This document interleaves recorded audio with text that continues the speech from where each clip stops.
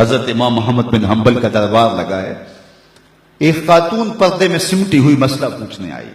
حضرت ایک مسئلہ پوچھنا پوچھئے. کہا کہ میں سوت کاٹتی ہوں، دن کو بھی کاٹتی ہوں اور رات کو بھی. جب چاندنی راتیں ہوتی ہیں تو میں رات کو سوت کاٹتی ہوں، لیکن دن کا سوت اور رات کا سوت الگ الگ ہوتا ہے. کبھی کبھی ہوتا ہے کہ بازار سے بادشاہ کی سواری گزرتی ہے اور سواری کے گزرنے کی وجہ سے ماحول میں روشنی زیادہ ہو جاتی ہے، تو اس میں جو سوت ہوتا ہے وہ کوالٹی میں بہتر ہوتا ہے، اور میں جو اس روشنی میں کاتا ہے اور جو چاند کی چاندنی میں کاتا ہے ان کو اکٹھے ملا کے فروخت کر سکتی ہوں. اللہ اکبر.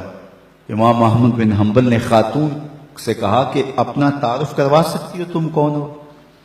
اس خاتون نے کہا سائل کی ذات نہیں پوچھی جاتی، آپ مفتی ہیں، فتویٰ دیجئے. فرمایا نہیں، بعض مسائل ایسے ہوتے ہیں کہ سائل کی حیثیت سے مسئلے کی نوعیت بدلتی ہے، آپ کو بتانا پڑے گا کہ آپ کون ہیں. اس نے کہا میں بشر حافی کی ہمشیرہ ہوں. کہا خاتون تمہارے لیے جائز نہیں ہے.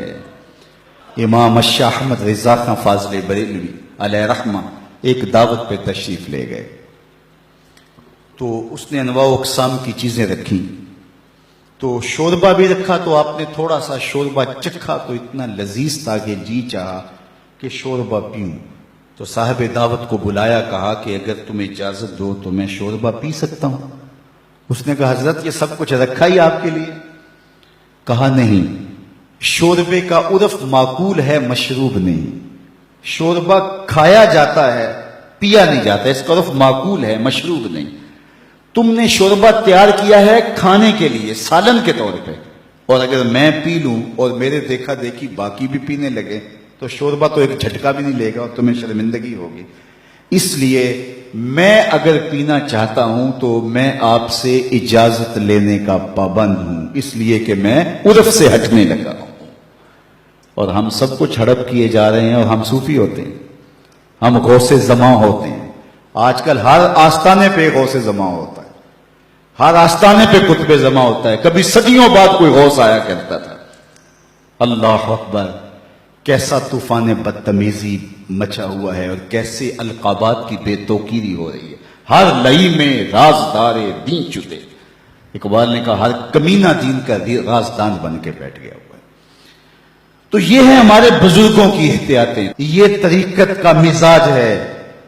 علامہ اقبال نے ایک جگہ لکھا ہے کہ جب تصوف فلسفہ بننا چاہتا ہے تو فقیر کی روح اس سے بغاوت کرتی ہے، اور اگر تصوف رہے تو کون تصوف کا ماننے والا نہیں ہوگا. آج گلی گلی جو صوفیاء اور اولیاء اور تصوف کے خلاف لوگ بولتے ہیں، انہوں نے جو تصوف دیکھا ہے انہیں بولنا چاہیے. اگر حاتم السم کا تصور پیش کیا جائے، اگر احمد بن حنبل کا تصوف پیش کیا جائے، اگر اعلی حضرت کا تصوف پیش کیا جائے تو وہ کہیں گے اس تصوف پہ تو ہماری جان بھی قربان. تو یہ تصوف کی حقیقی روح ہے، یہ تصوف کا حقیقی رنگ ہے. لوگوں کو اذیت میں مبتلا نہ کیا جائے، لوگوں کو تکلیف میں مبتلا نہ کیا جائے، لوگوں کو راحت پہنچائی جائے.